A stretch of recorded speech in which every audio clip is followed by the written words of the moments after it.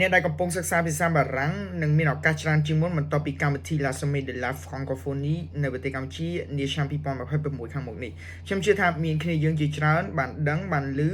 នៅកម្មវិធី La Semaine de la Francophonie ហើយក៏ប៉ុន្តែអ្នកទាំងអស់គ្នាដឹងអំពី déroulementរបស់វាឬក៏ដំណើរការនៃកម្មវិធីមួយនេះអត់អញ្ចឹងកន្លែងនេះខ្ញុំសូមបើកកំពុងកញ្ចក់បន្តិចដើម្បីប្រាប់គ្នាយើងដែលមិនទាន់ដឹងអំពីដំណើរការនៃកម្មវិធីមួយនេះបន្តមកខ្ញុំនឹងជម្រាបអ្នកទាំងអស់គ្នាអំពីឱកាសផ្សេងៗបន្ទាប់ពីកម្មវិធីមួយនេះ La Semaine de la Francophonie គឺជាកិច្ចប្រជុំអន្តរជាតិមួយដែលប្រមូលផ្ដុំទៅដោយប្រមុខរដ្ឋនិងរដ្ឋាភិបាលនៃ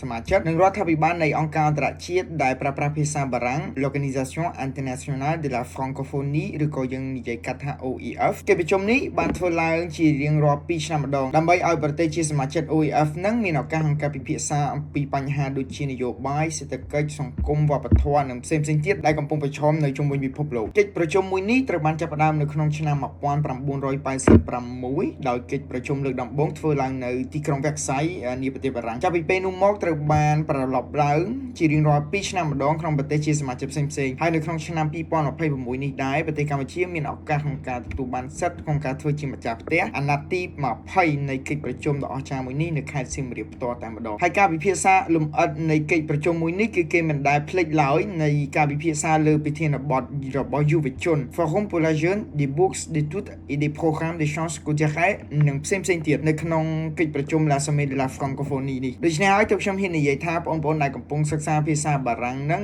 មានឱកាសច្រើនជាងមុនអូខេដោយសារតែយើងនិយាយលើប្រធានបទការសិក្សាភាសាបារាំងដូច្នេះខ្ញុំចង់បង្ហាញឱកាសចំនួន2ទៅកាន់អ្នកទាំងអស់គ្នាទី1គឺឱកាសក្នុងការបន្តការសិក្សានៅប្រទេសបារាំងទី2គឺការហាត់ការឬក៏យើងអាចនិយាយបានថា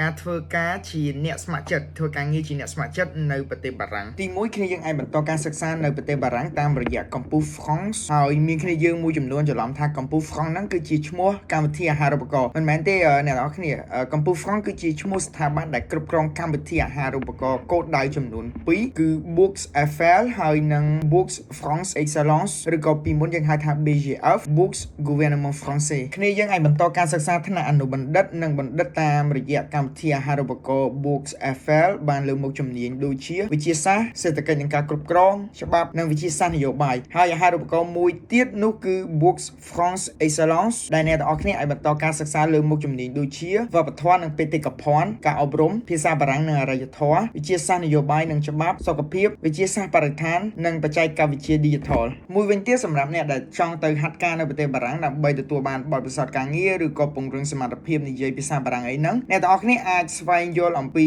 ស្ថាប័នមួយដែលមានឈ្មោះថា Franc Volontaire ស្ថាប័ននេះគឺជាស្ថាប័នមួយដែលគ្រប់គ្រងទៅដល់យុវជនដែលមានអាយុក្រោម25ឆ្នាំក្នុងបេសកកម្មមនុស្សធម៌ការអប់រំបរិស្ថាននិងវប្បធម៌ជុំវិញពិភពលោកអញ្ចឹងត្រឡប់មកវិញបើសិនជាអ្នកទាំងអស់គ្នាចង់បានអាហារូបករណ៍ដើម្បីបន្តការសិក្សាថ្នាក់អនុបណ្ឌិតឬក៏បណ្ឌិតនៅប្រទេសបារាំងសូមស្វែងយល់អំពីកម្ពុជា Franc តែបើសិនជាអ្នកទាំងអស់គ្នាចង់បានឱកាសការងារជាអ្នកស្ម័គ្រចិត្តដើម្បីទទួលបានបទពិសោធន៍តាក់ទងជាមួយនឹងវប្បធម៌តាក់ទងជាមួយអីផ្សេងៗហ្នឹងសូមស្វែងយល់អំពី Franc Volontaire ហើយសូមបញ្ជាក់ផងដែរថាឱកាសទាំងនេះគឺយើងមានស្រាប់ហើយនៅក្នុងប្រទេសរបស់យើងប៉ុន្តែវាកំពុងតែស្ថិតនៅក្នុងកញ្ចប់មួយអញ្ចឹងបន្ទាប់ពីកម្មវិធី La Semaine de la Francophonie ហើយនេះខ្ញុំជឿថាវានឹងមានច្រើនជាងនេះ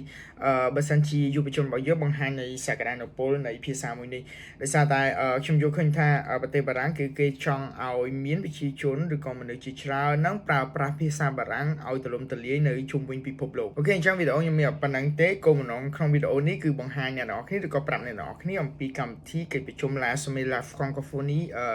នៅក្នុងឆ្នាំ2026ខាងមុខនេះក៏ដូចជាប្រាប់ពីឱកាសទៅកាន់សិស្សានុសិស្សរបស់យើងដែលកំពុងសិក្សាភាសាបារាំងអូខេ Vive la Francophonie ខ្ញុំមានប៉ុណ្្នឹងទេអរគុណបាយ